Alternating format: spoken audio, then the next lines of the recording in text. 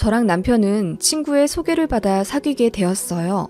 둘 다 서울에서 타향살이 하며 일하고 있다는 공통점 때문에 소개를 받았고, 이성으로 끌리지 않으면 친구라도 하라는 주선자의 배려였는데 만나자마자 쿵짝이 잘 맞더라고요.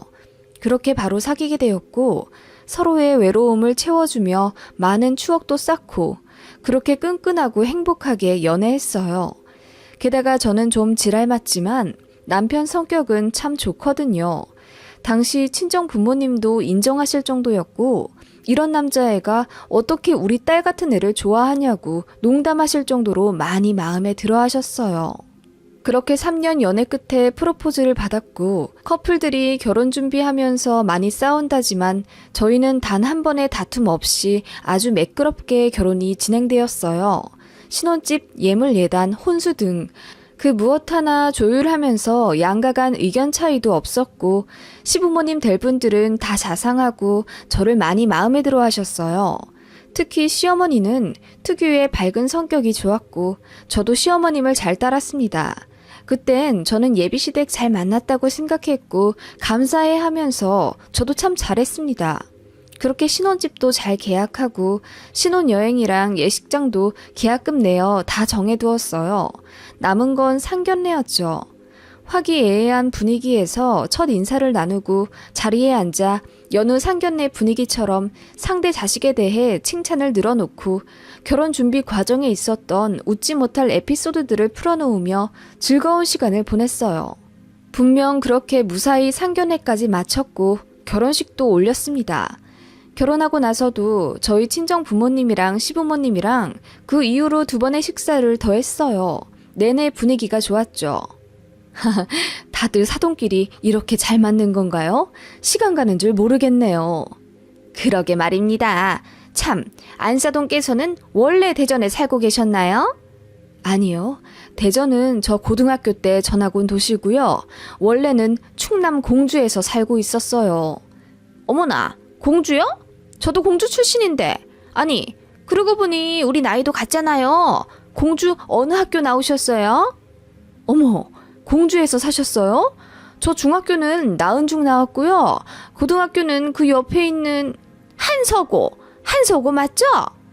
아, 네. 거기 다니다가 3학년 초에 대전으로 전학을 갔죠. 엄마가 말끝을 흐리며 대답하는데 시어머니는 너무나도 반가워하면서 동문이라고 좋아하시더라고요. 가만 보자. 이름이 지숙이라고 했죠? 지숙이, 강지숙? 그 말에 친정엄마가 잠깐 골똘히 생각하더니 이내 안색이 파리해지며 무언가 생각났다는 듯 시어머니를 경악한 표정으로 보시더라고요. 너 그 이옥주? 그래, 얘 우리 같은 반이었잖아. 그래, 너 전학 갔던 거 생각난다. 잘 지냈었어? 시어머니가 친정엄마 손을 덥석 잡으며 다시 한번 웃으며 인사하는데 저희 친정엄마는 웬일로 떨떠름하게 인사를 받아주시더라고요. 워낙 따뜻하고 다정한 성격이시라 그럴 뿐이 아닌데 뭔가 못마땅하고 불편한 기색을 마구 내보이시던 친정엄마였습니다. 어머, 얼굴이 왜 이렇게 달라졌어? 너 혹시 성형했니, 지수가? 그래서 상견례 때 못 알아봤나? 하며 깔깔 웃으시는 시어머니의 무례한 모습에 저도 눈살이 찌푸려졌고 남편도 급히 막더라고요. 그런데 저희 엄마 성형 한 군데도 안 하셨거든요. 솔직히 시어머니가 쌍꺼풀이랑 입술 확대 수술도 하시고 자잘한 시술도 많이 받으셨고요. 제대로 못 알아볼 만큼 변한 건 시어머니이시면서 저희 엄마 보고 성형했냐고 여럿 있는 자리에서 대뜸 말하시는 게 너무 예의 없어 보여서 저도 기분이 나빴습니다. 그때 이후로 친정엄마의 말수는 급격히 줄어드시더라고요. 집으로 돌아오는 길에 엄마를 붙잡고 물었죠. 엄마, 괜찮아? 아까 기분 나빴지? 예, 이옥주가, 아니, 안사돈이 너한테 잘해주시는 거 맞지? 아니, 그래, 너한테 들은 바로는 이상할 게 없긴 했다만.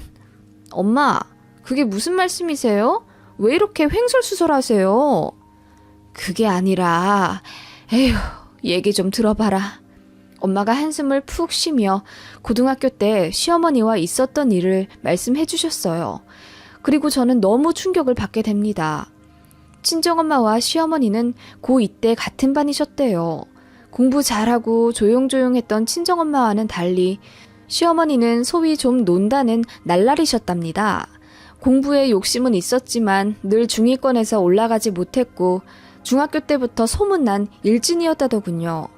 어릴 때부터 동네 양아치 언니 오빠들이랑 어울려 다녔고 발육이 좋아서 키가 거의 170cm는 될 정도로 큰데 덩치 믿고 키 작고 만만한 애들 괴롭히면서 돈이랑 소지품도 뺏고 그런 학생이었다네요. 뭐라고? 그게 정말이야, 엄마? 그뿐인 줄 아니? 엄마가 왜 공주에서 대전으로 이사 갔는지 알아? 고년, 아니, 네 시모 때문이야. 아니, 왜? 무슨 일이 있었어? 제가 걱정스레 묻자 엄마는 한숨을 푹 쉬며 과거 이야기를 꺼내 풀어놓기 시작하셨어요. 친정엄마는 전교에서 늘 10등 안에 들 정도로 공부도 잘하고 성실했던 학생이었답니다. 엄마 입으로 말씀하셔서 믿는 게 아니라 엄마 친구분들도 다 비슷한 성격이시고 저도 그렇게 전해 들어왔어요.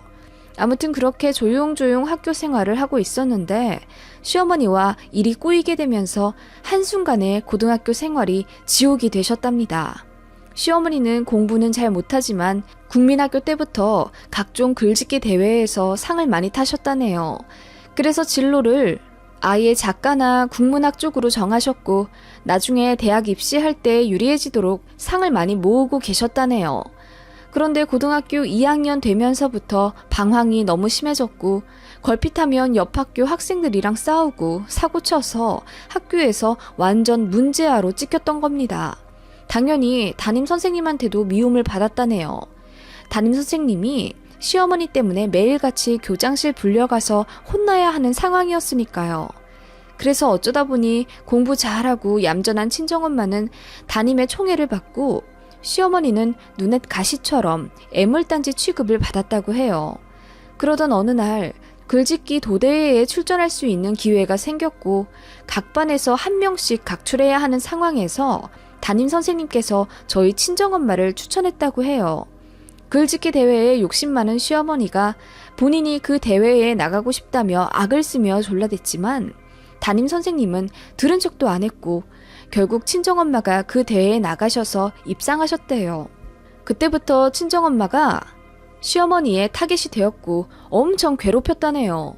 친정엄마가 자리에 앉으려고 하면 의자를 갑자기 빼서 넘어뜨린다거나 친정엄마의 책과 학용품을 매일같이 숨기고 버렸대요.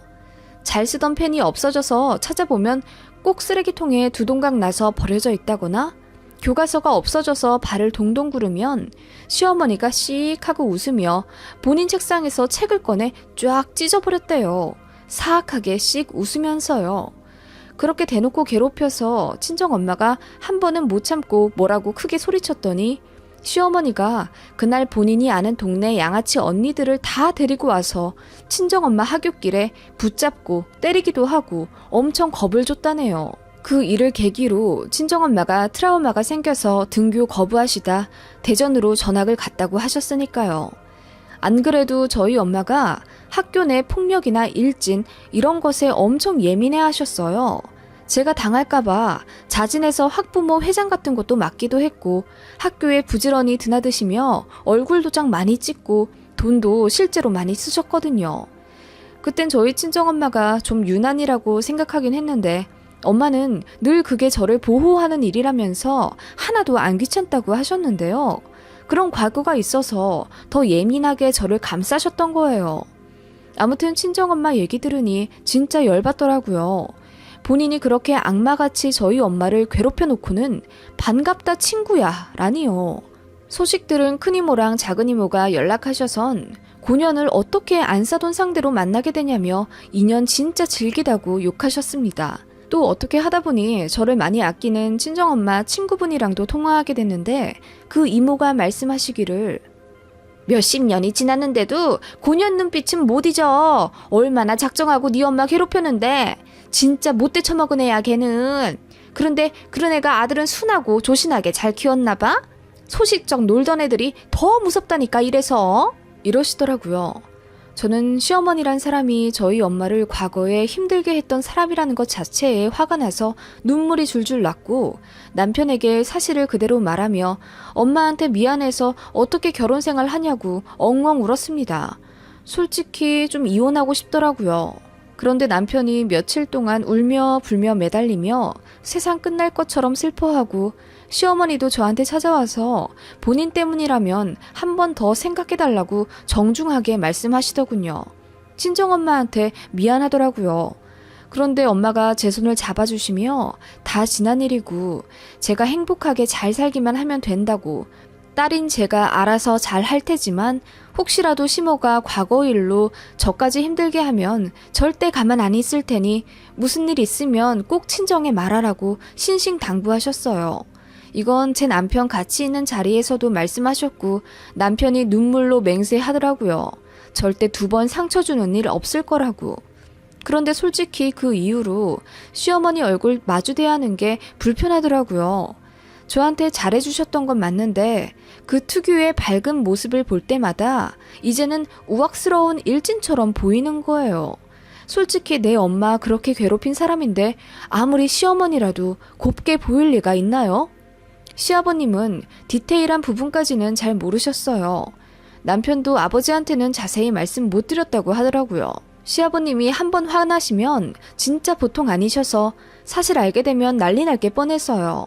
시어머니가 남편한테 애걸복걸하며 저한테 전달받은 내용 그대로 말하면 집 나갈 거란 식으로 반협박해서 그냥 학창시절에 어린 치기로 싸운 정도로만 알고 계셨다더군요.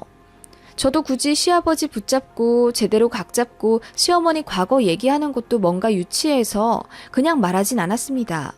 그냥 그렇게 명절 때 형식적으로 만나고 그냥 남들 대충 하는 만큼 서로의 안부를 물어가며 시간을 흘렀습니다. 어느새 저는 아이도 낳았고요. 아이 낳았을 때 친정엄마랑 시어머니랑 마주치지 않게 저희가 시간 조율해서 병원 오시게 했습니다. 네, 그때 마주치셨던 이후로 양가 간의 연락도 만남도 한 번도 없으셨던 거예요. 제가 나서서 그리하자 했습니다. 친정엄마도 굳이 저희 시모를 만나거나 연락하고 싶지 않아 하셨고요. 분명 그렇게 얘기가 됐는데 시어머니가 종종 혼자 쿨한 척하면서 저희 엄마에게 한우니 인삼이니 선물도 보내고 싶고 연락도 주고받고 싶다고 몇 번씩 먼저 말씀하시더라고요. 어머님, 저 그냥 돌려 말하지 않을게요. 친정어머니는 아직도 어머님 불편해하세요. 2분 아무리 지난 날이라도 어머님 심하셨던 건 다 아는 사실이잖아요. 그냥 이대로 서로 연락 주고받지 않고 지내시는 게 좋을 것 같아요. 저랑 지훈 씨만 잘 살면 되지 않을까요? 저희 어머니 얘기 그만하셨으면 좋겠어요. 그랬더니 혹시라도 시부가 제 목소리를 들을까봐 겁나셨던 건지 급히 제 말을 막으며 그래 알겠다 하시더라고요. 그런 식으로 저도 할 말 안 참고 다 했습니다. 모르겠어요. 친정엄마 대신 복수라도 하고 싶었던 건지 시어머니 앞에서 괜히 속마음 감추고 예의 차리고 싶진 않았습니다. 그렇다고 매번 매몰차게 대한 건 아니고요. 저도 할 도리 거진 다 했던 며느리라고 자부합니다. 아무튼 제가 친정엄마 얘기만 나오면 차갑게 나오니까 시어머니 본인도 기분이 나쁘시다면서 사실 지나간 일 가지고 왈가왈부하는 것도 웃겨서 그냥 미안하다고 하긴 한 건데 됐다. 내가 기분이 나빠서 호의도 여기까지만 할란다. 하고 그 다음부턴 저를 투명인간 취급하시더라고요. 남편도 그 부분에 대해선 철저히 제 편이었어요. 과거 일로 또 한 번 장모님이랑 저 상처받는 일 생기지 않게 책임지고 중재할 거고 그런 일이 또 생기면 본인 어머니랑 연 끊을 거라더군요. 본인도 자식된 입장으로 어머니에게 실망을 많이 했대요. 아무튼 그런 불편함은 있었지만 저랑 살고 있는 건 남편이고 남편이랑은 사이가 너무 좋으니 그냥 이렇게 지내면 된다고 생각했어요. 그런데 시어머니 생각은 달랐나 봅니다. 제가 먼저 괜찮다, 다 지난 일이다 이런 식으로 넘어가 주길 바랬던 모양인데 고분고분하지 않은 저에게 불만이 쌓이셨던 거예요. 어느 명절날 시댁에서 저녁을 먹는데 시어머니가 아버님 자리 비운 사이 전에 없이 약주를 엄청 드시더라고요. 술주정이 좀 심해져서 소리도 고래고래 지르고 좀 보기 안 좋더라고요. 그래서 아이 급하게 재우고 거실로 나왔는데 저를 보자마자 갑자기 손가락질하며 그런데 너는 왜 네 엄마를 안 닮았니? 네 엄만 참하고 순한데 너는 어째 누가 보면 네가 내 딸이고 우리 아들이 지숙이 아들인 줄 알겠다. 엄마 무슨 소리야. 그만해. 술도 그만 드시고요. 알겠어 알겠다고. 며느리랑 아들 무서워서 입을 꼬매든지 해야지 원. 시어머니는 잔뜩 꼬부라진 혀로 뭐라 구시렁대더니 저한테 그러시더라고요. 그래도 엄마 닮아서 공부는 곧잘 했나 보다. 그치? 지숙이도 공부 참 잘했었는데 그래서 참 얄미웠지. 어머님 꺼내면 피차 기분 안 좋을 과거 얘긴데 저희 친정어머니 얘기 그만 좀 꺼내세요. 저도 그 부분에 대해선 기분이 유쾌하지 않은 건 아시잖아요. 알겠다 알겠어. 그 잔소리는 아들한테 귀에 피딱지가 않게 들었어. 그래서 내가 뭐 붙잡고 얘기한 적 있니? 성질 다 죽이고 이렇게 조용하게 니들 앞에서 몇 년이나 살고 있잖니. 내 예전 성격 같으면 나도 이렇게 안 있어. 아들이 나랑 영 끊는다 그래서 너한테 그나마 참아주는 거지. 그 옛날 일 가지고 아직도 그렇게 쌩하니구니? 엄마 그만해. 우리 갈 거야. 갑자기 남편이 일어나더니 부랴부랴 아이랑 짐 챙겨서 제 손잡고 시댁 나가려고 하더군요. 순간 깜짝 놀라 술이 깨신 시어머니가 그제야 미안하다고 사과하시곤 다신 안 그러겠다고 하며 겨우 마무리되던 일이었습니다. 어머님은 취중 진담이라고 술김에 속마음을 내비치신 거죠. 그 이후로 그냥 건조하게 표면적인 고부관계를 유지하며 지냈습니다. 뭐 그렇다고 이혼을 할 수도 없잖아요. 어느 날 남편이랑 아이랑 셋이서 놀이동산에 갔는데 거기서 이벤트로 교복을 입고 사진을 찍었어요. 그걸 남편이 카톡 프로필 사진을 해놨는데 시모가 그걸 보셨나 보더라고요.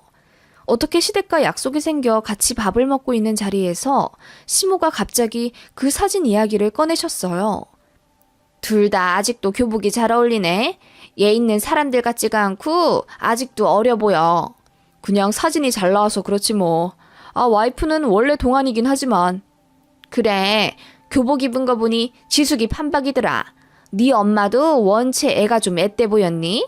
지숙이도 참 고만고만했는. 아무렇지 않게 저희 엄마 이름을 또 거론하며 웃으면서 말하다가 순간 입을 다무시더라고요. 분위기가 순간 싸해졌는데 상황을 자세히는 잘 모르는 저희 시아버지는 옛날에 싸웠다면서 사부인 얘기는 왜 자꾸 꺼내고 그러냐, 뒤늦게라도 친해지고 싶어서 그러냐 하시며 장난스럽게 넘어가려 하시더군요.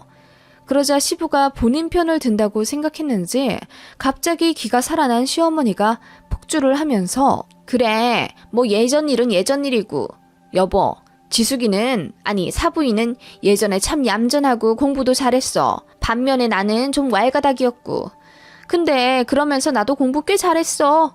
대회 나가서 상도 많이 타고 말이야. 놀면서 공부도 잘하는 거 그거 어렵다? 그래서 나는 학창시절 생각하면 후회가 없어.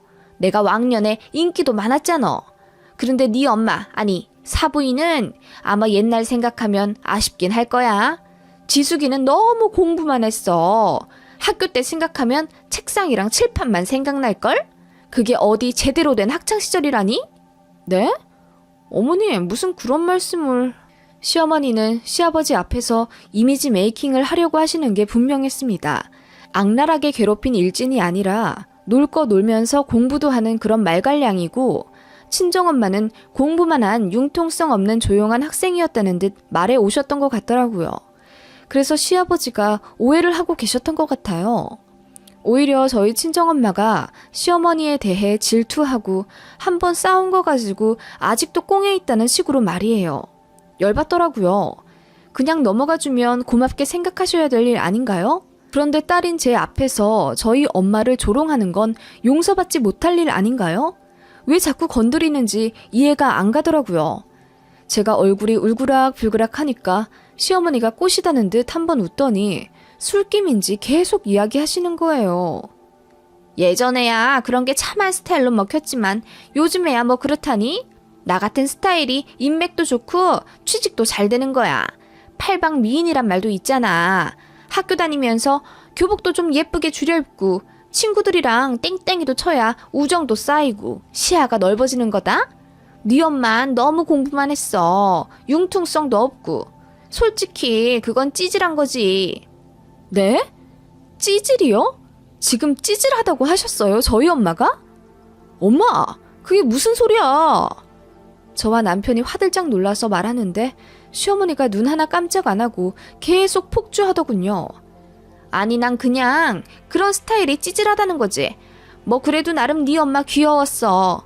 그런데 그런 엄마한테 어떻게 너 같은 딸이 나오는지 몰라? 근데 너는 너무 할 말을 다 해서 문제 같다. 지숙이는 나한테 한마디도 못했는데. 어머님, 지금 말씀 다 하셨어요? 제가 벌떡 일어나서 어머님한테 다가가 소리쳤습니다. 어머님, 우리 엄마가 어머님 때문에 얼마나 힘들었는지 아세요? 그래서 전학도 가신 거잖아요, 대전으로. 그거 아시면서 어떻게 이렇게 모른 척하고 조롱하실 수 있어요? 아니, 새끼야. 그 엄마들끼리 옛날에 한번 싸운 거 가지고 너까지 이렇게 나올 일이 있다냐? 시아버지가 저에게 불쾌하다는 듯 표정을 구기며 말씀하셔서 저도 한마디 했습니다. 일진은 늙어서도 일진이네요. 제 말에 시어머니가 더 놀라선 이 일진? 일진이라고 내가? 어머, 얘 미쳤니? 늙어서도 일진? 너 제정신이야? 소리를 빽 지르시더라고요. 순간 저희 룸이 아수라장이 되었고 시어머니는 저를 한 대 때릴 듯이 난동을 피우셨습니다. 남편과 시아버님이 그걸 막으시고요. 엄마, 사과해. 어떻게 그럴 수 있어? 뭘 사과해? 야, 그만 좀 하라 그래. 진짜 다 지난 일 가지고 무슨 아직까지 나더러 사과를 하라는 거야? 세월이 몇십 년 지났냐? 어쩜 그렇게 아직까지 찌질해 걔는? 새끼야, 나도 대충 얘기는 들었다만 네가 너무 심한 거 아니냐? 그 예전 일 별것도 아닌 것 가지고. 시부까지 시모 편을 들며 저에게 한 소리 하자 갑자기 눈물이 막 나오더라고요. 그래서 소리쳤어요. 아버님, 사람 징그럽게 괴롭혀서 전학까지 가게 만든 게 그냥 싸운 거예요? 어머님이 그냥 싸웠대요? 싸운 거 아니고요. 어머님이 일방적으로 저희 엄마 심하게 괴롭혔어요. 동네 양아치 언니 오빠들까지 이용해서요. 이유요? 말도 안 되는 트집 하나 잡아서요. 그것 때문에 엄마 트라우마 어마무시하게 생기셨어요. 그럼에도 불구하고 지훈 씨 사람 괜찮은 거 하나 믿고 어머님한테 뭐라 한마디 안 하고 꾹 참고 계신 거라고요. 제가 울부짖으며 말했습니다. 그러면서 시부에게 시무가 과거에 어땠는지 모두 말씀드렸어요. 양아치들이랑 어울려 다니면서 매일 지각하고 결석도 하며 땡땡이 치고 만만한 학생들 돈 뺏고 소지품 뺏고 때리고 악랄하게 괴롭혀서 매일같이 교무실 드나들었던 과거 모두요. 시모가 좀 놀기 좋아하는 발랄한 학생 그 정도인 줄만 알았던 시부는 제 얘기 들으면서 경악을 금치 못하더군요. 사실인지 아닌지는 동창분들한테 전화해서 물어보시면 되시겠네요. 제가 외치자 시부가 부들부들 떨면서 시어머니를 쳐다보시더군요. 완전히 속아 배신당했다는 표정이었습니다. 시모는 손으로 입만 간신히 막은 채 기절하기 직전이었죠. 그 이후로 시부모님이 부부싸움을 크게 하신 모양이더라고요. 시모가 계속 거짓말을 해왔던 것 같아요. 자세히는 모르지만 과거에 대해서 많이 숨기셨나 보더라고요. 시아버지가 어떻게 그럴 수 있냐고 너무 실망했다며 시모를 계속 투명인간 취급하신다고 했고 남편도 그런 본인 어머니에게 너무 실망해서 연락도 안 받고 있었어요. 그랬더니 시어머니가 이제는 저한테 연락하셔선 카톡으로 아주 장문의 문자를 보내셨더라고요. 남편도 아들도 다 본인에게 등 돌려서 너무 힘들단 식으로 구구절절 남기셨길래 제가 답장했습니다. 지금이라도 저희 엄마한테 정식으로 다시 사과하라고. 과거가 아니라 그 이후로 정신 못 차리고 계속 딸인 제 앞에서 친정어머니 조롱하고 우습게 본 걸 제대로 사과하라고 했습니다. 그랬더니 시어머니가 저희 친정집에 찾아가셔선 친정엄마 앞에서 울면서 사과하셨다네요. 지난 일 너무 미안하고 애들 앞에서 많이 부끄러워졌다고. 본인도 잘못을 인지는 하고 있었는데 며느리가 자꾸 본인을 죄인 취급하니까 오기가 생겨서 그랬던 것 같다며 반성하고 있으니 제발 가족 간의 오해를 풀고 다시 화목할 수 있게 도와달라고 비셨답니다. 친정엄마는 그런 시어머니 사과에 어느 정도 진심을 느껴서 용서해 주셨고 딸아이 힘들지 않게 시어머니 노릇이나 잘하라고 하셨답니다.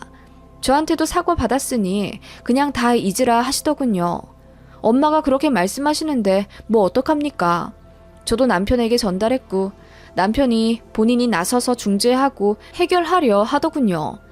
그렇게 또 2년 정도 시간이 흘러 아이가 8살이 되었어요. 아이가 많이 크고 눈치도 빤해지니 시어머니도 제 앞에서 더 조심하려 애쓰시더군요. 그 전엔 제가 연락 자주 안 한다고 눈치 주고 힘들게 하셨는데 연락 문제로 스트레스 주던 것도 안 하시더라고요. 그 덕분에 저도 편해졌고 시댁 가도 그냥 내 집인 양 있어요. 사실 제가 이렇게 질러놨었거든요. 한 번 더 이렇게 제 속 뒤집어 놓는 말 하면 큰데 가서 다 까발릴 거라고 했어요. 시어머니 과거에 대해서. 저희 큰어머님도 일집 문제에 대해 엄청 예민해 하세요. 큰어머님 아들이 어릴 때 같은 반 양아치한테 엄청 당한 적이 있어서 그 문제로는 아주 이를 가십니다. 본인의 아랫동서가 같은 부류의 일진이었다는 걸 알게 되면 아마 쥐잡듯이 저희 시어머니에게 난리치실 겁니다. 큰어머님이 진짜 호랑이 같으시거든요. 시어머님이 그분께 꼼짝 못하시고요. 그래서 저에게 엄청 눈치를 보시는 것 같습니다. 과거는 과거일 뿐이라고요? 그건 정신 차렸을 때나 맞는 말이에요. 정신 안 차린 상태고 미안한 마음이 없다면 그냥 현재 진행형인 거예요. 피해받은 사람은 상처를 덮어둘 뿐이지 다 나은 게 아니거든요. 정말 진심으로 미안해 했으면 그렇게까지 저도 일을 벌리진 않았을 텐데. 남편도 이 문제로 많이 소갈이하고 본인 어머니에게 실망도 많이 했었는데 이제 이렇게 쭉 평화로울 일만 남았으면 좋겠네요.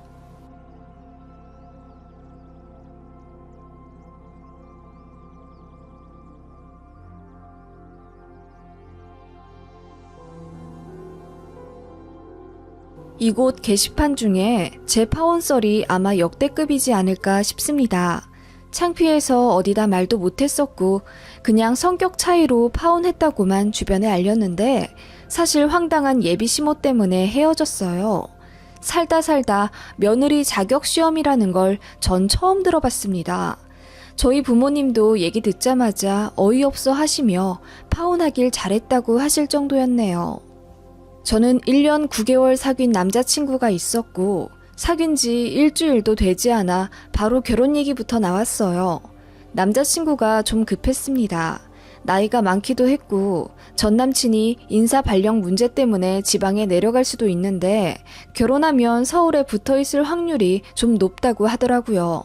당신은 그렇게 우기면서 결혼을 재촉했었는데 알고 보니 뻥이더군요. 그냥 저랑 빨리 속전속결하고 싶어서 둘러댄 거였어요. 저는 그것도 모르고. 그래서 처음부터 결혼을 전제로 만났었고 그 과정에서 자연스럽게 저희 집이랑 전 남친 집에 인사도 갔었어요. 남자친구 아버지는 5년 전에 지병으로 돌아가셨습니다. 예비 시어머니 되실 분은 중학교 국어 선생님을 30년 정도 하시다 건강 문제로 일찍 퇴직하셨다고 하더라고요. 남자친구가 말하길 본인 어머니가 교직에 오래 몸담아 계셔서 말투가 조금 딱딱할 수도 있다고 미리 언질 해주더라고요. 그런데 제 우려와 다르게 예비 시모는 저한테 얼마나 잘해주셨는지 몰라요. 정말 사탕을 머금고 말씀하시는 것처럼 달콤한 말만 늘어놓으며 연신 미소 띤 얼굴로 저에게 대해주셨어요. 우리 윤희 같은 며느리가 집안에 들어온다면 내 노년은 정말 행복할 거야. 이렇게 예쁘고 참한 며느리가 어디 있어. 우리 아들이랑 꼭 결혼했으면 좋겠다. 내가 잘해줄게. 좋게 봐주셔서 감사합니다. 저도 소중한 인연이 되었으면 좋겠어요. 어쩜 이리 말도 예쁘게 잘할까? 볼수록 참 진국이란 말이야. 그렇게 분명 처음엔 저한테 잘해주셨는데 제가 저도 모르는 말 실수를 했던 건지 아니면 제 조건이 생각할수록 마음에 안 드셨던 건지 만남이 더해질 때마다 저를 보시는 표정이 어두워지시더라고요. 뭔가 마음에 안 들긴 하는데 대놓고 말씀을 안 하시니까 저도 마음이 너무너무 불편하더라고요. 그 옷은 어디서 산 거야? 백화점? 아, 저 아울렛에서 입어보고 인터넷에서 품번 검색해서 산 거예요. 오프라인에서 사면 좀 비싸서. 엄마, 윤이 정말 알뜰하지? 돈 한 푼 허투루 쓴 적이 없다니까. 예, 알뜰하려면 이 옷을 안 샀겠지. 인터넷에 더 싼 거 많은데 뭘. 요즘 애들은 10,000원, 20,000원 가지고도 좋은 옷 잘만 사던데 이건 최소 10만 원은 넘어 보인다. 몇 푼 아낀다고 용 써봤자 비싼 옷 산 게 아닌 게 되니? 예비시모가 입을 툭 내밀며 퉁명스럽게 말씀하시는 바람에 분위기가 순간 싸해졌어요. 분위기는 분위기고 저도 잠깐 억울한 마음에 어머님, 맞아요. 이거 2만 원 주고 산 거예요. 정가는 15만 원이었고요. 저 정말 잘 샀죠? 라며 웃으며 이야기하니 갑자기 예비시모가 얼굴이 새빨개지면서 그러니? 그런 가격인 줄은 몰랐다, 얘. 하시더라고요. 그러더니 갑자기 말을 바꾸시면서 그렇게 싼 옷은 결국 몇 년 못 입어. 싸게 샀다고 좋은 것도 아니야. 알뜰한 거 좋긴 한데 너는 조금 더 배워야겠다. 물론 그렇다고 윤희가 현명하지 않다는 건 아니고 내 말 무슨 뜻인지 알지? 횡설수설 하시며 급히 자리를 뜨시더라고요.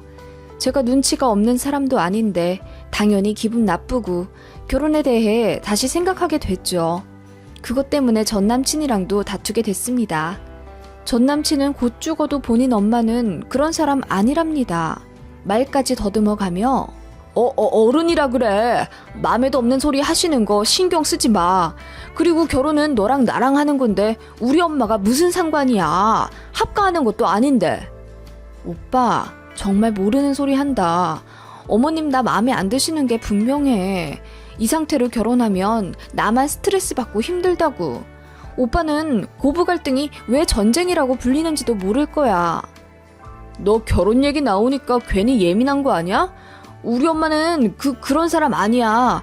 남들이 말하는 그런 시어머니? 우리 엄마는 저 절대 아니야. 얼마나 교양 있는 분이신데. 그리고 너한테 잘해주기로 나랑 약속하셨어. 오빠, 정말 내 맘 모른다. 저는 날이 갈수록 답답해졌죠. 그런 상황에서 남자친구는 더 철없이 결혼을 조르기만 했고 저는 스물스물 올라오는 파혼 욕구에 머리가 아프더라고요. 솔직히 말해서 남자친구 조건? 네, 좋습니다. 돌아가신 남자친구 아버지는 공공기관 감사이셨고 예비시모도 교직에 몸 담고 계시다 퇴직하신 분이니 부와 명예 모두 가진 집안이에요. 그리고 남자친구는 예비시모와 함께 서울 한복판에 52평짜리 아파트에서 살고 있어요. 남자친구도 연봉과 복지 좋은 시내 직장이라고 불리는 곳에 다니고 있었고요. 저도 공부 꽤나 열심히 해서 들어간 공기업의 주임이긴 하지만 남자친구의 조건에 비해 부족한 수준은 맞아요. 저희 부모님은 지방에서 25년째 철물점 운영하시며 언니와 저 키우신 평범한 서민이시고요. 총물이라고 해도 할 말 없긴 한데 사실 저에 비해 많이 괜찮은 남자이자 집안이니까 시어머니 될 분이 좀 쎄하다고 해서 바로 파혼하자고 할 용기는 나지 않았어요. 무모하다는 생각도 들었고 제가 정말 예민한 건 아닐까 싶은 스스로에 대한 검열도 하게 되었거든요. 아무튼 예비시모 때문에 투닥투닥 다투게 되고 제가 결혼 생각이 조금씩 없어지는 걸 눈치챈 남친이 결국 본인 어머니에게도 말한 것 같더라고요. 남친이 자세히 말하진 않았지만 아마도 두 모자가 싸움을 한 것 같았어요. 어느 날 저에게 모르는 번호로 전화가 와서 받았는데 뜻밖에도 예비시모였습니다. 아들 빼고 저랑 단둘이 이야기하고 싶다고 하시더군요. 서로 오해가 있는 것 같은데 얘기 좀 하면서 풀었으면 좋겠다. 내가 사실 아들이랑 크게 싸웠어. 우리 소중한 인연 이어가야 할 텐데 이번 기회에 방향도 확실히 잡고. 내 말 무슨 뜻인지 알까? 아, 네, 어머님. 내가 너희 직장 근처로 갈게. 주말엔 우리 아들이랑 데이트해야 할 테니 내일 퇴근하고 회사 앞 카페로 나와. 기다리고 있을게. 아들한텐 굳이 말하지 말고 유연하게 행동하는 게 좋겠지? 아, 네, 알겠습니다. 그렇게 조금은 당황스럽게 잡힌 약속. 예비시모가 말씀하신 시간에 카페로 나가니 어머님이 앉아서 빼곡히 적힌 종이를 고치고 계셨어요. 제가 다가가자 어머님이 환하게 웃으며 앉으라고 하시더군요. 자, 둘 다 시간 낭비하지 말고 본론부터 말하자. 나는 네가 우리 집 며느리가 되었으면 좋겠어. 그런데 그러기 위해선 윤희 너에 대해서 잘 알고 싶고 네가 우리 아들이랑 잘 어울릴 자격이 있는지 정도는 내가 시어머니 될 사람 입장에서 좀 판단해도 되지 않을까? 네? 내가 간단하게 테스트를 좀 하려고 해. 우스갯말로 며느리 자격 시험이랄까? 농담이야, 농담. 그냥 네 생각을 쓰면 돼. 이거 빨리 풀고 우리 밥 먹자. 원래 시험 치고 나면 소고기 먹어야 돼. 그렇게 자리에 앉아 커피를 시키기도 전에 예비신부가 건네준 서류 봉투를 열어보는데 손이 떨려서 자꾸 미끄러지더라고요. 몇 번 심호흡을 한 뒤 조심스럽게 열어보았습니다. A4 용지 3장이 들어있더군요. 거의 14포인트 되는 글자로 무언가가 빼곡하게 적혀 있었습니다. 첫 줄 읽자마자 현기증이 나더군요. 보자마자 당황해서 그 종이들 내용들이 전부 자세히 기억나지는 않지만 기억을 더듬어 재현해 볼게요. 1번 문항. 시댁의 안부 인사는 최소 몇 번 해야 옳은가? 가. 한 달에 한 번. 나. 한 달에 3번. 다. 한 주에 한 번. 라. 한 주에 2번. 2번 문항. 남편에게 아침밥으로 무엇을 주겠는가? 가. 프렌치 토스트와 우유. 나. 미소 된장국과 계란찜. 다. 인스턴트 스프. 라. 채식 위주의 샐러드 식단. 3번 문항. 남편과 싸웠을 때 어떤 대처가 현모양처 모습인가? 가. 먼저 미안하다고 한다. 나. 자존심을 세워 아무 말 하지 않는다. 다. 시댁에 이른다. 라. 친정에 이른다. 당장 뚜렷이 생각나는 게 이 정도였네요. 그 밖의 문항들, 주간식들도 많았었는데 대충 생각나는 것들 말해보자면 시어머니가 제주도 여행을 가자고 하면 어떻게 하겠는가? 시어머니가 용돈을 주시면 어떻게 하는 것이 옳은가? 명절에 친정을 갈 것인가? 간다면 날짜 조율을 어떻게 하는 것이 평화적인가? 가정의 경제적 부를 늘려가기 위한 본인의 마음 자세를 자세히 기술하시오. 등등 진짜 황당한 질문들이 많았습니다. 그 문제들 보자마자 어이가 없었고 얼굴이 새빨갛게 달아올랐어요. 지금까지 사귀었던 전 여친들한테 다 이런 식으로 테스트 해왔었다니 왜 전 남친이 그 좋은 조건으로 늦게까지 결혼 못했는지 알겠더라고요. 제가 떨리는 목소리로 예비시모에게 물었습니다. 이게 뭐예요, 어머님? 제가 묻자 예비시모는 별 문제 아니라는 듯 안경을 고쳤으며 질문하지 말고 1시간 내외로 어서 풀어. 나도 시간 없어. 하시더라고요.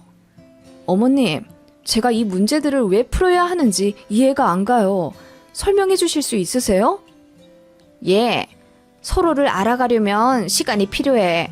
그런데 이렇게 바쁜 현대 사회에서 결혼 하나 하자고 소중한 시간 낭비해가며 흘려보낼 순 없잖니. 학교에서 치르는 시험도 수능도 다 마찬가지야. 그동안 공부를 얼마나 열심히 해왔는지 알 수 있는 가장 객관적인 증거잖니. 서로 시간 낭비하지 말고 네 가치관을 정확하게 알고 싶은 거야, 나는. 어머님, 제가 어머님 집안에 취직하는 을도 아닌데 대체 왜 이걸 풀어야 하죠? 그래도 공기업 들어갔으면 머리는 좋은 줄 알았는데 너도 참 한심하다, 얘. 내가 말했잖아. 답안지는 가장 객관적이고 효율적인 증빙 자료다. 나는 너에 대해 알고 싶은 거야. 이 시험지 3장으로 저에 대해 다 아실 수 있으세요? 왜 몰라? 답을 보면 다 알아. 내가 학교 다니면서 애들 몇 명을 가르쳤는데 난 시험지 답안에 찍힌 점 하나만 봐도 얘가 이 시험에 자신이 있는지 없는지 다 알아. 더 시간 끌지 말고 어서 풀어. 내가 너라면 지금 이렇게 질문할 시간에 한 문제라도 더 풀어내겠다. 한 문장이라도 더 써서 너에 대해 어필하고. 안경을 고쳤으며 당당히 말씀하시는 예비시모의 모습에 저는 헛웃음이 났습니다. 예비시모는 본인이 하는 행동에 대해 전혀 잘못을 인지하지 못하는 사람 같았어요. 평가 내리는데 익숙한 사람이라 그런지 아니면 시어머니 입장이라 그런 건지 철저한 갑의 자세였습니다. 어머님, 제가 쓰는 답안이 마음에 안 드시면 저는 며느리로 탈락인가요? 제가 어금니를 꽉 깨물며 물었습니다. 그랬더니 예비 시모가 물을 한 잔 들이키며 말씀하시더군요. 시험 문제를 냈다는 건 정답이 있다는 뜻이야. 나는 내 기준대로 채점을 할 거고 70점을 넘기지 못하면 아쉽지만 윤희는 아웃이야. 더 이상 우리 아들을 만날 수 없어. 결혼 상대자가 아니니까 헤어져야지. 그치만 난 윤희가 합격할 거라고 믿는다. 조금 부족한 면이 있긴 하지만 결혼하면서 차차 배워가면 되는 거고. 예비 시모가 어깨를 으쓱하며 말씀하시더라고요. 어머님, 저 지금 너무 당황스러운데요. 아니 그러면 저 이 문제에 대해 하나만 질문할게요. 남편 아침밥으로 뭘 차려주겠냐는 이 문항 있잖아요. 차려주지 않는다라는 보기는 없나요? 저도 맞벌이이고 제가 지환 씨보다 아침에 더 일찍 출근하는데 밥을 어떻게 차려주나요? 예, 아무리 그래도 식탁에 배우자 밥은 차려놓고 나가야지. 맞벌이인 게 뭐가 중요하니? 나도 지환이 아빠 살아계실 때 나 새벽같이 출근해도 꼭 식탁에 밥은 차려놓고 나갔어. 그건 그냥 당연한 거야. 보기에 없다니. 보기 안에서 골라봐. 거짓으로 찍는 건 안 돼. 그냥 기권해. 채점에 방해돼. 단호하게 말하는 예비 시모의 모습이 정말 무서운 선생님처럼 보이더라고요. 순간 제가 카페에 있는지 아님 학교에 있는지 헷갈릴 정도였습니다.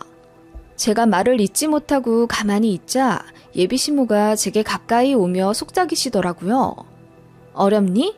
내가 힌트 줄게. 이 문제에 대해 예시를 들어볼까? 기우는 결혼한 여자들 말이야. 돈만 생기면 친정에 다 빼돌리더라고. 솔직히 윤희네 부모님도 빠듯하시잖아. 오해하지 말고 들어. 그냥 사실 그대로만 말하자면 우리 집에 비해 윤희네 집이 좀 기우는 건 사실이고. 그래서 나는 이 문제도 참 중요하다고 생각해. 돈이 생길 때마다 친정에 갖다 바치는 여자들 같진 않겠지, 윤희가?